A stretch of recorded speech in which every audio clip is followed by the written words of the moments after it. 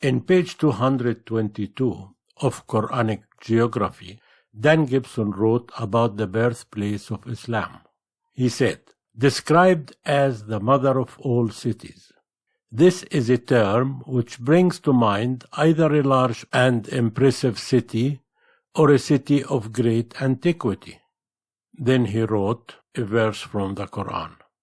I quote, "And this is a book which we have revealed, bringing blessings and confirming the revelations which came before it, that thou mightst warn the mother of cities and all around her. Those who believe in the hereafter believe in this book, and they are constant in guarding their prayers." Sadaqallahu al-Azim. Surah 692, translated by Yusuf Ali. The term mother of all cities, al-Qura, is still used for Mecca. End of quotation from Dan Gibson, Quranic Geography. The Quran verse said al-Qura. Means mother and al-Qura means villages. The verse said mother of the villages. Although many translated al-Qura as cities, the correct translation is villages. The Quran also described Mecca in Surah Muhammad, Surah 47, Bismillah ar-Rahman ar-Rahim, and how many villages much more stronger than your village, which has cast you out, have we destroyed, and they had no helper. Sadaqallahu al-Azim. This verse tells us that Mecca was weaker than many other villages. The word used in this verse is also village, qarya. Now, from the verse 92 in Surah 6, Dan Gibson and others took it to mean mother of all cities. But as we seen in the verse itself, there is no all, and there is no cities. The verse only said, mother of the villages, not mother of all cities. But why the Quran called Mecca mother of the villages?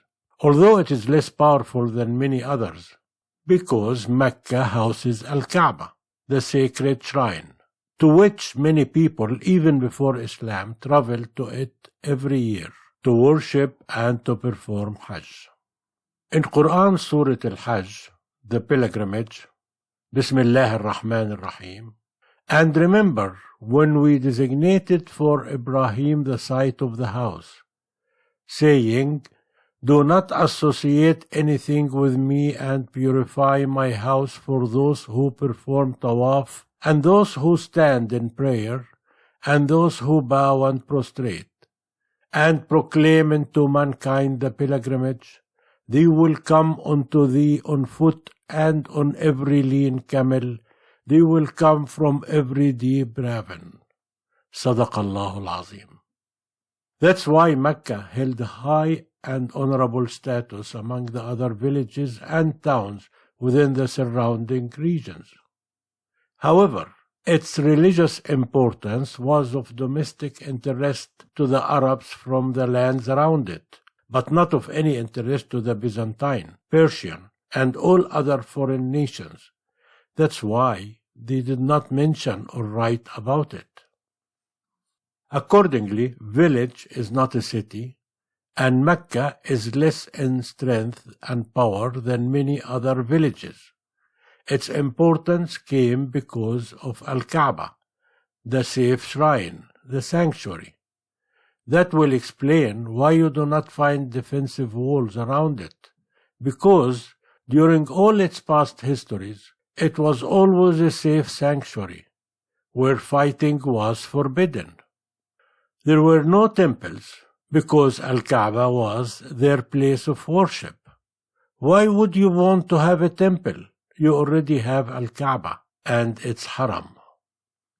That takes us to the next point. They said that Mecca has no traces of walls that must have surrounded it in ancient times, no ruins of public buildings and temples that we expect to find in a city that the Quran called al-Qura. As we said before, Mecca was called al-Qura because it contained the first house for mankind to worship God, and because the Arabs used to make pilgrimage every year to it, not because it's city like the Byzantine or Persian cities, but rather it is a small village that God Almighty chose to place in it the last of the prophets, to reveal in it his last and final message to all mankind. Yes, it is neither large nor grand, nor its people with great knowledge, civilization, and supremacy among other nations. Rather, it is isolated and far from the centers of power and civilization of its time. Is not this the greatness of this new religion, which came among the weakest, the poorest, and the most divided nation? Yet, in a few decades, the principles and morals of the new message united these humble Arabs, made them rise above all other nations, spreading the good word east and west all over the world. Till the end of the 6th century, and for 1,000 years before, the world stayed the same: Greek then Roman Empire in the west, Persian in the east. This picture did not change for 1,000 years. Then suddenly, out of almost nowhere, these forgotten desert dwellers came out of their long sleep, armed with new religion, marched and liberated the people of the Levant, wiped out the Persian Empire, and confined the Byzantine back all the way to their homeland. Rather, this is the whole point.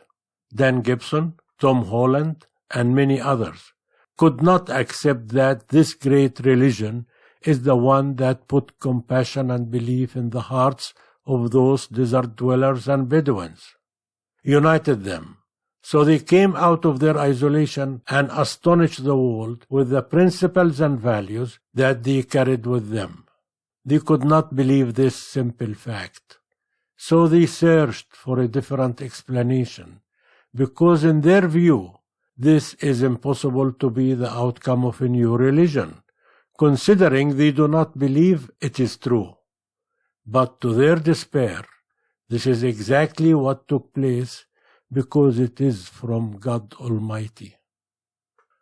Let's go back to our subject. Mecca was a village. There were no palaces, no public buildings, no temples, and no city walls. Mecca, in addition to Al-Kaaba, in its center, comprised of simple small houses, stables, stores, and their only one public building, which was called Dar al-Nadwa, where their leaders met, was a small, humble building. The Meccan lived a simple life, and built their mostly one-floor houses using mud bricks and small light stones for walls, and wood and palm tree leaves for roofs. Nothing from such buildings can survive in the past 1400 years. To be found today by archaeologists, most probably the stones, if any, were recycled and reused. Dan Gibson wrote in his book, page 223, and I quote, "In 2002, I had the opportunity to visit the second conference on Nabatean studies held in Petra, Jordan, and organized by Al-Hussein bin Talal University. During the conference, I had occasion to speak with several leading Jordanian and Saudi archaeologists. I asked them specifically about the archaeological record in and around Mecca. While not wishing to be quoted or named publicly, they admitted that the archaeological record at Mecca was basically non-existent before 900 AD. I had expected them to defend the opinion that ancient Mecca was a walled city with houses, gardens, public buildings, and temples. They shook their heads and said there was nothing like that there. End of quote from Dan Gibson book. We asked Dan Gibson why you expected ancient Mecca to be a walled city with palaces, public buildings, and temples. Don't tell me the Quran called it mother of all cities. It called it mother of the villages. We already covered that subject. And do not tell me you read the word ha'it in Tirmizi or Tabari or Bukhari, because the word ha'it is not used for walls surrounding a city. It is used for a small perimeter or boundary wall to surround a piece of land. We call it huta. Then we have jidar, which is a wall of a house, kind of bearing wall or retaining wall. Then we have sur, which is for a high boundary wall, and this one used also for a city wall. The city walls you are looking for are called Aswar al-Madina. So the ones mentioned in the Meccan narratives were ha'it, a wall containing a piece of land, bustan, garden, not Aswar Mecca, which Mecca never had anyway. To have archaeological remains, structures needed to be built using big cut-to-size stones, none of which was in Mecca, other than in Al-Kaaba. Al-Kaaba itself was built with stones arranged in courses. The story of its rebuilding, which we and Dan Gibson know very well from Akhbar Mecca and Al-Tabari, told us that when Quraysh rebuilt Al-Kaaba just 5 years before the dawn of Islam, they built it smaller, because they could not afford the cost of the stones required to rebuild it at the size it was before. So they rebuilt it smaller. From this story, we learn that the Meccan were not extremely rich, which put to bed the idea that Mecca was the center of a trade route of international dimensions. We also learn that stones and wood planks were dear in Mecca. So do not expect to find archaeological remains other than Al-Kaaba itself, because there were no walls, no temples, no public buildings. If there were any stones within their simple buildings, surely it was recycled and reused many times throughout the past centuries. As for your story about your discussion with several leading Jordanian and Saudi archaeologists, as this story is not supported by any name or evidence that it actually occurred, no serious researcher will consider it or give it any value. However, if it ever did happen, I would expect these archaeologists would have told you that public buildings, temples, palaces, and defensive city walls did not exist in ancient Mecca. And whatever humble houses were, must have been washed away or rebuilt many times over. At least, in your story, you said they told you there was nothing like that there. Surely, they meant there were none of such buildings there in ancient Mecca. But you must have misunderstood them, and took it they meant the ruins. But I assure you, they did not.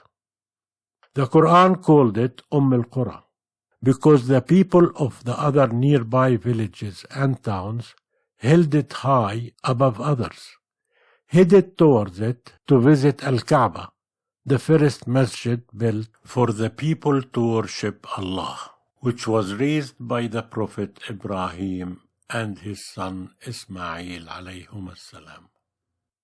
We come here to the end of this episode, till we meet in the next episode, which is titled, They Claim that Mecca is next to Sodom, the city of Lot. Thank you for watching.